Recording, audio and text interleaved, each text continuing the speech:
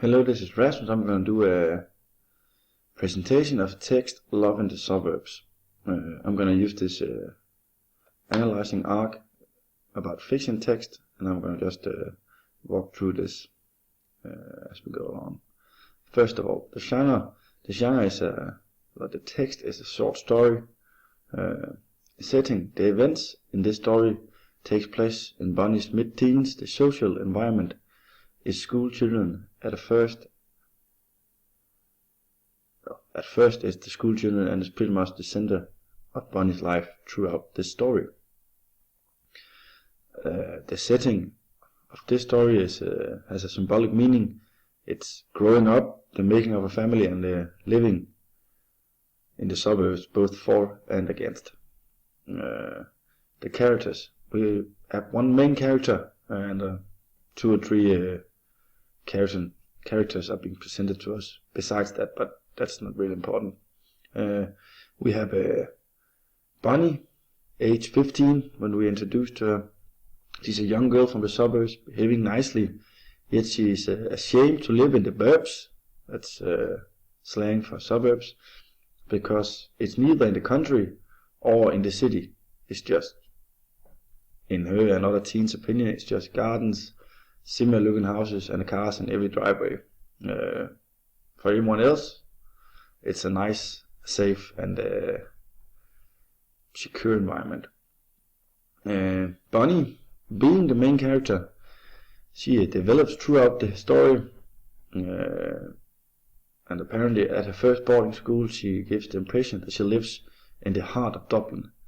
Everyone believes that her life is pulsating and exciting every day, because she lives in the capital. Then one day at the holidays, she takes Justine home. Justine, her impression of Bonnie's life is that she lives in the heart of the city Dublin, and it's pulsating and exciting.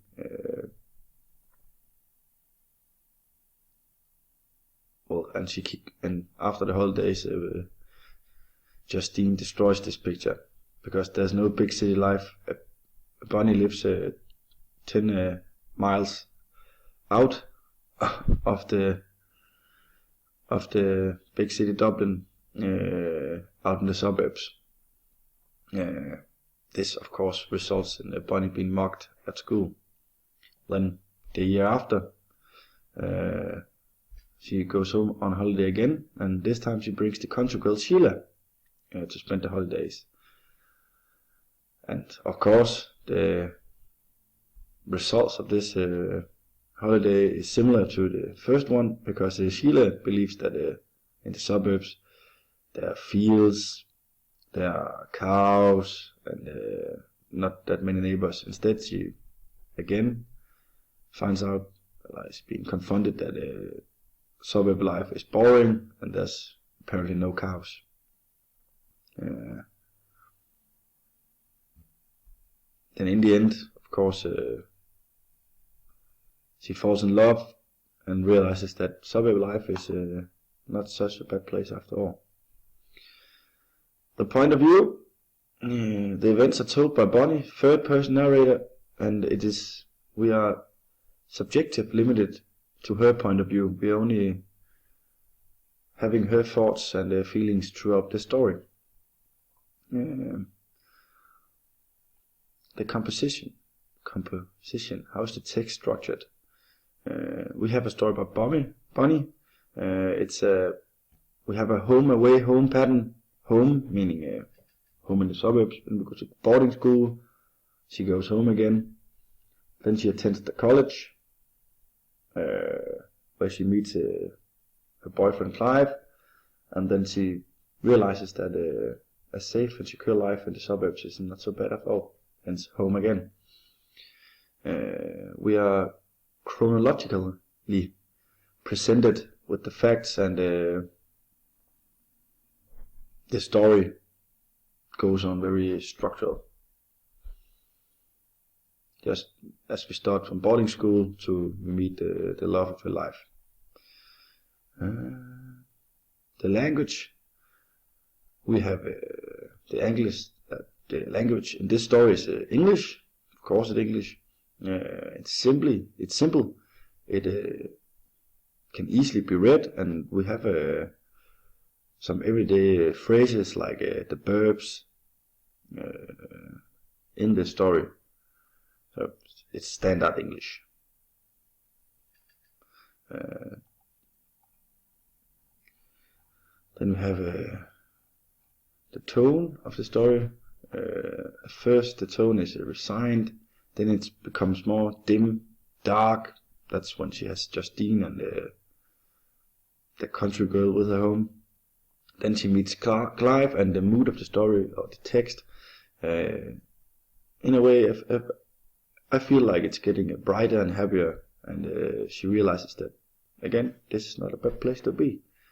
The symbols we have, the text represents life in the suburbs and why people want to move to the suburbs. It's about why you should live there, raising a family in a safe and secure environment instead of the more chaotic life in the city or the work hard life in the country. Work hard, live hard life in the country. Again, suburbs, family territory. The theme of the story text is about how youth see the life in the suburbs. They see life like a boring, nothing to do life, and yet we are presented by the feeling that the message, or the theme in the story is that we all have a place to be in this world and someone to love. The message, I guess, that we are meant to learn that life is what we make it, and not thinking everything is bad and boring, but just getting the best out of the cards that we're giving during life. My opinion, it's a cute story. Bonnie having teenage issues and facing the troubles of a normal teenager. I think that the story is good, and it tells us that not everything has to be pulsating, and that privacy is okay. Not parties every weekend, and it's okay to feel safe and secure, not living on the edge every day. And we're not supposed to live like other people live, or how they believe that life should be. It's okay to live your own life.